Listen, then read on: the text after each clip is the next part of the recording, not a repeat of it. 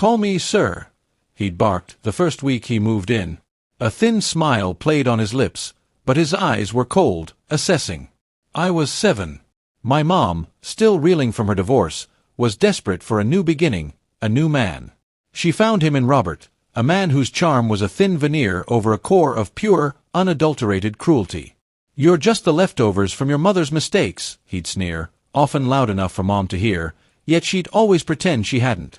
It was his favorite line, a constant reminder of my perceived worthlessness. My existence, a burden. My presence, an inconvenience. My life became a carefully choreographed dance of servitude. I polished his expensive leather boots until they gleamed, cooked his elaborate, specific meals, even when my stomach growled from hunger, and tidied up his messes. All while he sat back, barking orders, enjoying the show. He was breaking my mother, slowly, methodically. He'd chip away at her confidence, her self-worth, isolating her from friends and family until she was a shadow of her former vibrant self. I watched, helpless, the rage a constant, burning ember in my gut. My keto journey began as an act of defiance, a quiet rebellion.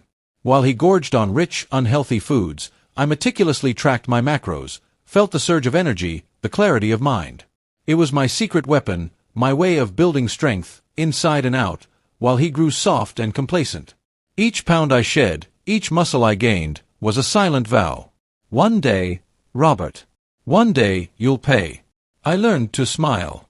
A polite, empty smile that hid the storm raging within.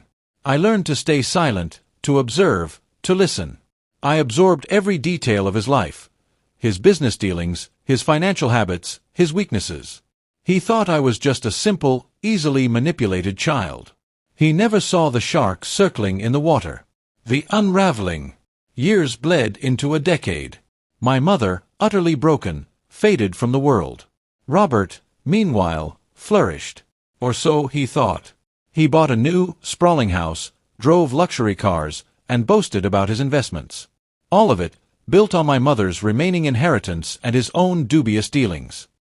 He'd often parade me in front of his associates, a testament to his benevolence, while I dutifully served drinks, a silent, smiling ghost.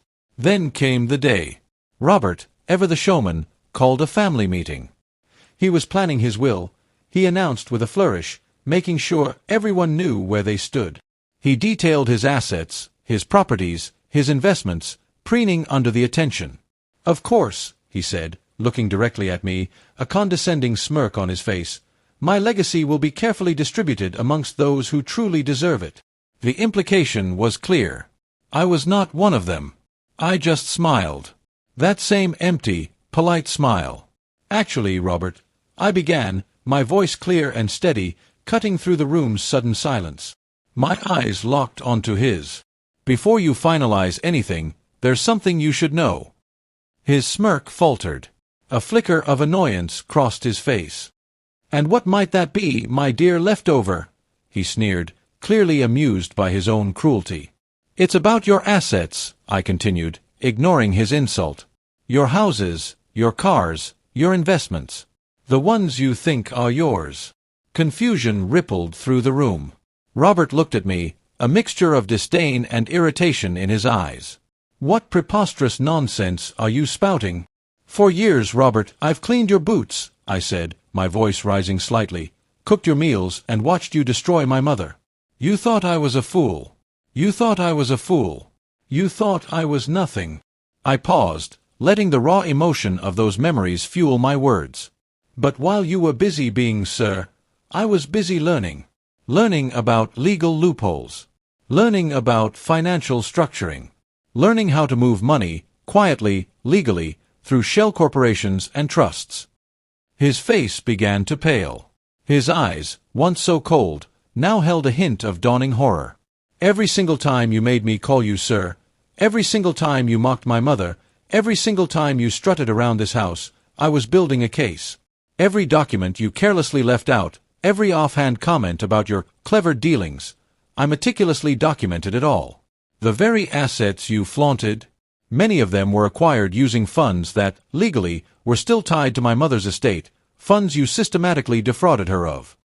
I pulled out a thick stack of papers. "This, Robert, is the culmination of years of quiet work. These are the court orders, the legal injunctions, the detailed financial forensics that prove, beyond a shadow of a doubt, that a significant portion of your so-called fortune was, and still is, mine. Through legal proceedings that began years ago, and have just concluded, this property, your other properties, and the majority of your accounts have been quietly, legally transferred. While you were watching, his jaw dropped. He looked like he'd been struck. The color drained from his face, leaving it ashen. He stammered, trying to form words, but none came. He lunged forward, his eyes wild, but his associates held him back, their own faces a mixture of shock and dawning understanding. "You wanted me to call you, sir?" I said, my voice now loud and clear, echoing through the stunned silence. "Well, sir, you just watched as I took everything you loved. And there's not a single thing you can do about it." I walked out, leaving him to the ruins of his carefully constructed empire. The air outside felt crisp, clean. My keto journey had taught me discipline, patience, and how to cut out the toxic things that poison your life. And tonight, I had made the deepest, most satisfying cut of all. The silence that followed was not just the absence of his voice, but the symphony of my freedom.